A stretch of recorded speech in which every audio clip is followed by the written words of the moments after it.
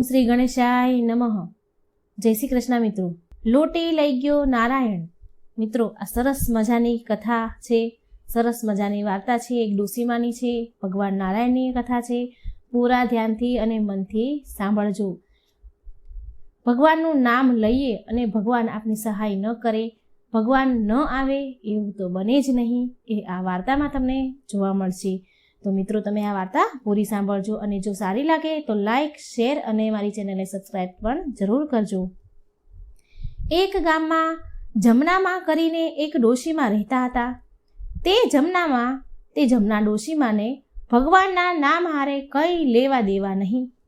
એ ડોશીમાને તો એમનું ઘર ભલું, એના ઘરનું કામ ભલું અને સૌથી વધારે જો એને વાલું હોય, અંતરમાં પ્યારું હોય તો તેનો જીવ હોય તો એક નાની એવી લોટીમાં. તાંબાની નાની એવી લોટી હતી, બસ એમાં જ એનો જીવ રહે. એ જમનામાં લોટીને ઘડી ઘડી જોયા કરે.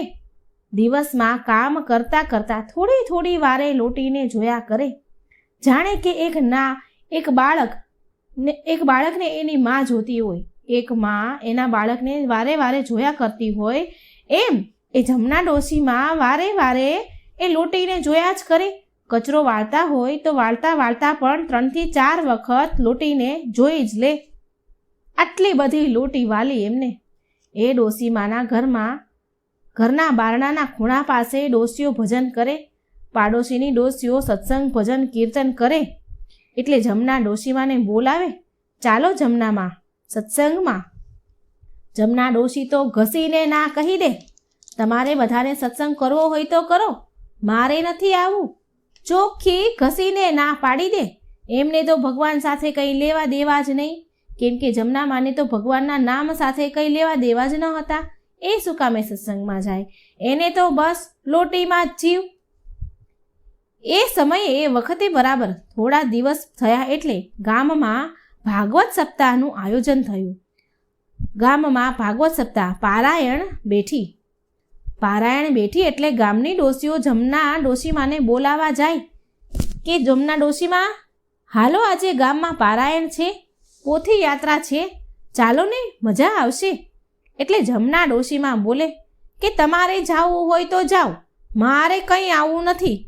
ડોશીઓ બધી પરાણે કહે, ચાલો ને હવે જમના ડોશી, બહુ મજા આવશે. પણ જમના ડોશી તો કંઈ માને ખરી, કહે મારે નથી આવું, તમે જાઓ. જમના ડોશી માને નહીં એટલે બીજા બધી ડોશીમાં પારાયણ સાંભળવા જાય છે. પોથી યાત્રા કરી અને કથા વાંચનાર ભટ્ટ દાદાએ ભાગવત કથાનો પ્રારંભ કર્યો. ભાગવતના પ્રારંભમાં ભાગવત કથા મહાત્મ્યનું જ્ઞાન કર્યું, કીર્તન ગાયા. ડોશીઓને બહુ મજા આવી. પછી બધી ડોશીઓ ઘરે આવી. પછી વળી પાછી સાંજ થાય એટલે ફરી કથા સ્થળે સત્સંગ થાય, ભજન કીર્તન થાય એટલે ફરી ડોશીઓ સત્સંગમાં જાય. એટલે એક ડોશી ફરી જમનાબા પાસે જાય અને બોલે છે કે જમનામાં, તમે આજે આવ્યા નહીં ને પોથી યાત્રામાં, આજે અમને બહુ મજા આવી. આમ કહીને ચાલ્યા ગયા એ ડોશી. બીજો દિવસ થયો. બીજા દિવસની સવાર થઈ એટલે ફરી બીજી બધી ડોશીઓ કથા સાંભળવા જતા. એટલે ફરી એ ડોશીઓ ફરી પાછા જમનામાને બોલાવા ગયા કે આજે આપણા જમનામાને આપણે બોલાવીએ, ભલે માને કે ન માને. જો માને અને ભગવાનના 2 નામ લે તો એનો ભવ સુધરી જાય. આમ કરીને ફરી પાછી બીજી બધી ડોશીઓ જમનામાને બોલાવા જાય. પણ આ તો જમનામા હતા, એને ભગવાનને કંઈ લેવા દેવા નહીં. ફરી જમનામાએ ના પાડી દીધી, મારે નથી આવું. આમ બીજી બધી ડોશીઓ 1 દિવસ, 2 દિવસ, 3 દિવસ, ચોથા દિવસની સવાર થઈ એટલે ફરી બીજી બધી ડોશીઓ જમનામાને બોલાવા ગઈ. એને એવું કે ચાલ ભાઈ, 2 ભગવાનના એ નામ લેશે, કદાચ સુધરી જાય તો એમનો ભવ પાર થઈ જાય. એમ કરીને આ બધી ડોશીઓ ભલે ન આવે છતાં પણ જમનામાને બોલાવા જાય. ચોથા દિવસની સવાર થાય એટલે ફરી ડોશીઓ જમનામાને બોલાવા જાય કે આજે તો હાલો ને હાલો, આજે તો નંદ ઉત્સવ છે, હાલો, બહુ મજા આવશે. બધી ડોશીઓ પરાણે જમનામાને કહે. જમના ડોશી વિચારે, એમને એમ થયું કે આ બધી કેટલા દિવસથી મારી વાહે પડી છે, મારી પાછળ પડી છે, તો એક દિવસ જઈ આવું ને તો આ બધી મારી લોહી પીતી બંધ થઈ જાય. એમ કરીને વિચાર કરે છે અને કથામાં જાય છે. જમના ડોશીમાને તો કથા સાથે કંઈ લાગે વળગે નહીં, પણ આ ડોશીઓ રોજ લોહી પીતી એટલે એ કથામાં જવા તૈયાર થઈ ગયા. બધી જ ડોશીઓએ હાથમાં થેલી લીધી, તેમાં મૂઠડી ઘઉં ચોખા લીધા.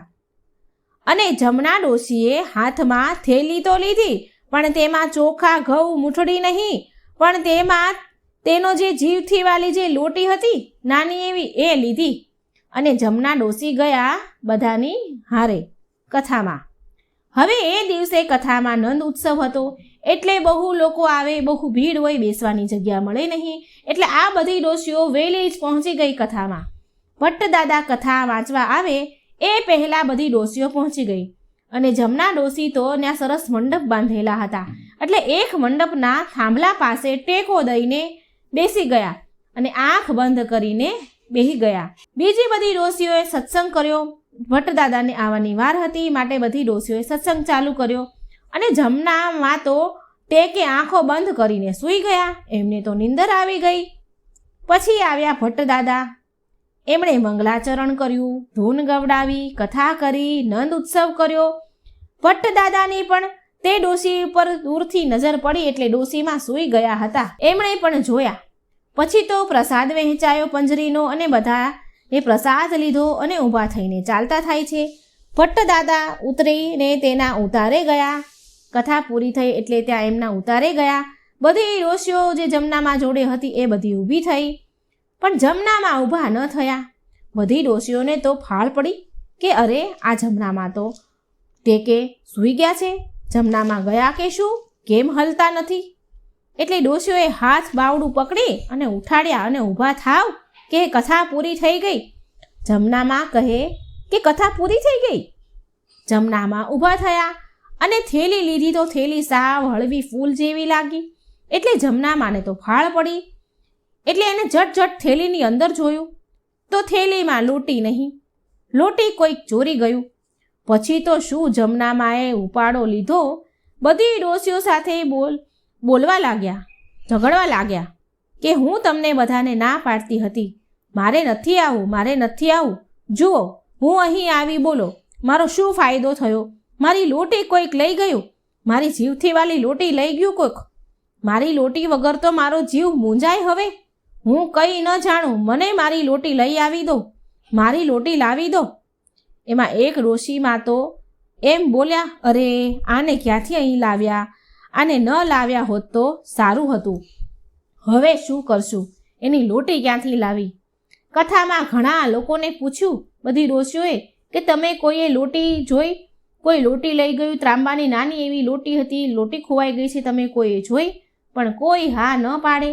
તો એક ડોશીમાં બોલ્યા કે એક કામ કરીએ કે પેલી કથા વાંચતા ભટ્ટદાદાને પૂછીએ, એને કદાચ કોઈકને લોટી લઈ જતા જોયા હશે.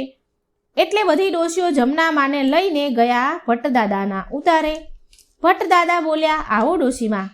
એટલે એક ડોશી બોલ્યા કે હે ભટ્ટ બાપા, આ જમનામાં કોઈ દી કથામાં ન આવે અને આજે અમે પરાણે એને કથામાં લાવ્યા, અને એમાં એના અંતરમાં વાલી એક લોટી હતી અને એમાં એમનો જીવ લોટીમાં અને લોટીમાં જ રહે, અને કથામાં આવ્યા તો એ લોટી સાથે લઈને આવ્યા અને કોઈક એની લોટી લઈ ગયું.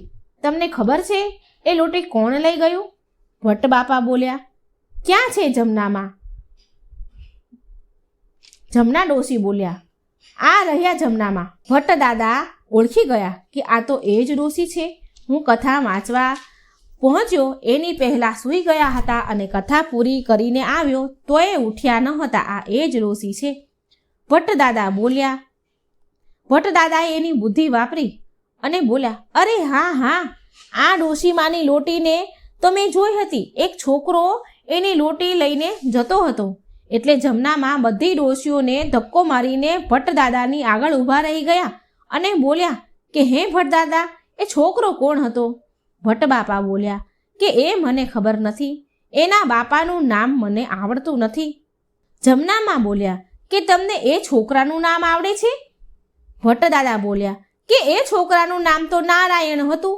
જમનામાં બોલ્યા, હે જમના ડોશી તો બધી જ ડોશીઓને હારે લઈને ઉપડ્યા અને ગામમાં જે સામે મળે એ બધાને જ પૂછે કે આપણા ગામમાં કોઈ નારાયણ નામનો છોકરો છે, એ કોનો છોકરો છે?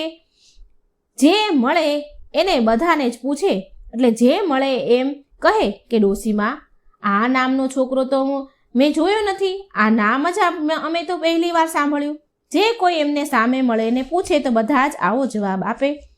જમના ડોશી બોલે, અરે ના ના, પેલા ભટ્ટ દાદાએ તો કીધું છે કે નારાયણ નામનો છોકરો મારી લોટી લઈ ગયો છે. આમ પૂછતા પૂછતા બધી ડોશીઓને રાત પડી ગઈ, પણ લોટી મળી નહીં, ના નારાયણ મળ્યો. ડોશીમાની રાત થઈ ગઈ, નીંદર આવે નહીં. સાંજે તો તેમણે વાળું પણ ન કર્યું, જમ્યા નહીં, કેમ કે જીવ તો એનો લોટીમાં જ હતો. આખી રાત આમથી તેમ તડફડિયા મારે, પડખા ફરે, આટા ફેરા કરે. આખી રાત વિચાર કર્યો કે અરે આ નારાયણ કોનો દીકરો હશે, ક્યાં રહેતો હશે. બહુ વિચાર કર્યા પણ તેને કંઈ યાદ આવ્યું નહીં. ખાધું એ નહીં અને ઊંઘ્યા પણ નહીં કે અરે આ કોણ છે નારાયણ. આમ ને આમ સવાર પડ્યું. સવાર થયું એટલે કથાનો 5મો દિવસ થયો. રોજ જમનામાને બોલાવા આ બધી ડોશીઓ આવતી, પણ 5મા દિવસની સવાર થઈ એટલે જમનામા તો નાહી ધોઈને તૈયાર થઈ ગયા અને પેલી બધી ડોશીઓને બોલાવા ગયા કે હાલો કથામાં નથી આવવું. જમનામાને કથા હારે તો કંઈ લેવા દેવા નહોતા, પણ જમનામાને તો ખાલી પેલી લોટી જ જોઈતી હતી, લોટી માટે જ જવું હતું. એને તો કંઈ ભગવાન હારે લેવા દેવા નહીં. જમનામાને એમ કે કદાચ મારી ક્યાંક લોટી મળી જાય, એટલે જમનામાં બધી ડોશીઓને કથામાં લઈ ગયા. કથા શરૂ થાય એ પહેલાં કથામાં પહોંચી ગયા. કથા શરૂ થાય તે વાર હોય તો એ પહેલાં બધી ડોશીઓ ભજન કીર્તન કરે. એમાં એક ડોશીએ ભજન ચાલુ કર્યું કે ઓમ નમો ભગવતે વાસુદેવાય. એવામાં તો જમનામાં બોલ્યા કે ડોશીમાં તમે બંધ થાવ, તમારે આજે નથી ગાવાનું, આજે તો હું ભજન ગાઈશ. બધી ડોશીઓ તો જમનામાની સામે જોવા લાગી, ચોંકી ગઈ. એ વિચાર કરે કે અરે આ જમનામાં કોઈ દી ભજન કીર્તનમાં આવ્યા નથી, કોઈ દી ક્યાંય ભગવાનના મંદિરે ગયા નથી, કોઈ દિવસ સત્સંગ કર્યો નથી, કોઈ દિવસ કથામાં આવ્યા નથી, તો આ જમના ડોશી ગાશે શું? અને એમની વાત પણ સાચી હતી કે કોઈ દિવસ એ ક્યાંય ભજન કીર્તન કથા મંદિરે ક્યાંય ગયા નહોતા, તો એને શું આવડે ભજન? બીજી ડોશીઓ બોલે કે જમનામાં શું તમે ગીત ગવડાવશો, ભજન ગવડાવશો? જમનામાં બોલ્યા અરે હા હા, હું ભજન ગવડાવીશ. અને જમનામાએ તો એક લીટીની ધૂન બનાવી, ખાલી ને ખાલી એક જ લીટીની ધૂન બનાવી. જમનામાએ તો ભજન ચાલુ કર્યું. હું તો ગઈ તી સાંભળવા પારાયણ, મારી લોટી લઈ ગયો નારાયણ. હું તો ગઈ તી સાંભળવા પારાયણ, મારી લોટી લઈ ગયો નારાયણ. આમ એમને તો એક જ લીટીની ધૂન ચાલુ રાખી. જમનામાએ તો આ એક જ લીટી આવડે, એટલે બીજી ડોશીઓ કંટાળી કે અરે આ બીજી લીટી ગાય તો સારું.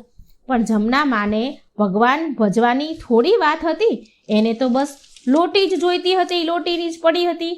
આમ ને આમ લોટી લોટી કરતાં કરતાં કથા પૂરી થઈ. સાંજે બધા ઘરે ગયા. પાછા સાંજે સત્સંગમાં આવ્યા.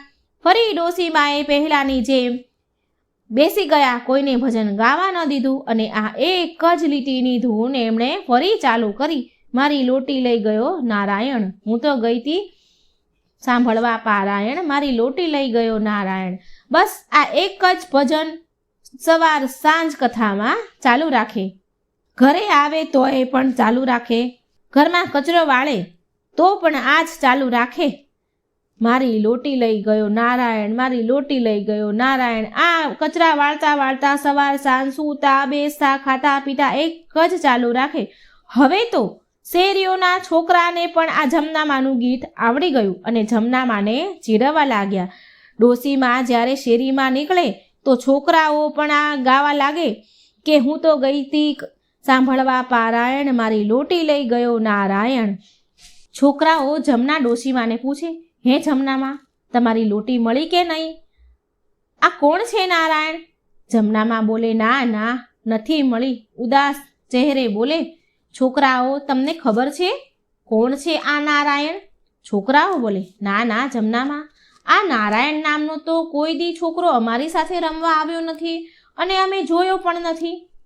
હવે આમ કરતાં કરતાં કથાના સાત દિવસ થયા. 7મો દિવસ હતો અને લોટીના ખોવાયાના 3 દિવસમાં તો આખાય ગામમાં લોટીને નારાયણ થવા લાગ્યું. ગામમાં જ્યાં જુઓ, જ્યાં સાંભળો, કૂવે, નદીએ, બધે જ્યાં સાંભળો ત્યાં લોટી અને નારાયણ જ સંભળાય. ગામમાં ગમે ત્યાં જાઓ, ગમે ત્યાં ઊભા રહો, બધા આ જ વાતું કરે કે પેલા જમનામાંની લોટી મળી કે નહીં. આ બાજુ વૈકુંઠમાં ઉપર ભગવાન લક્ષ્મી નારાયણ, માં લક્ષ્મી અને ભગવાન વિષ્ણુ જુએ છે બધું. એટલે લક્ષ્મીજી બોલ્યા કે આમ તો જુઓ ખરા સ્વામી, તમે આમ જુઓ પ્રભુ. બધે લોટી નારાયણ થવા લાગ્યું. પેલા ભટ્ટ દાદાએ તમારું નામ આપ્યું ત્યારનું આખા ગામમાં નારાયણ થાય છે. લોટી લઈ ગયા નારાયણ, આખું ગામ એવું કહે છે.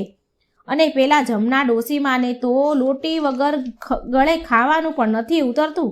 આખા ગામમાં તમારું નામ વગોવાય છે પ્રભુ. એક કામ કરો, લક્ષ્મીજી વિષ્ણુ ભગવાનને કહે છે, એક કામ કરો ને પ્રભુ, તમે જઈને એની લોટી આપ્યાઓ ને એટલે તમારું નામ લેતા બંધ થાય, તમને વગોવતા બંધ થાય.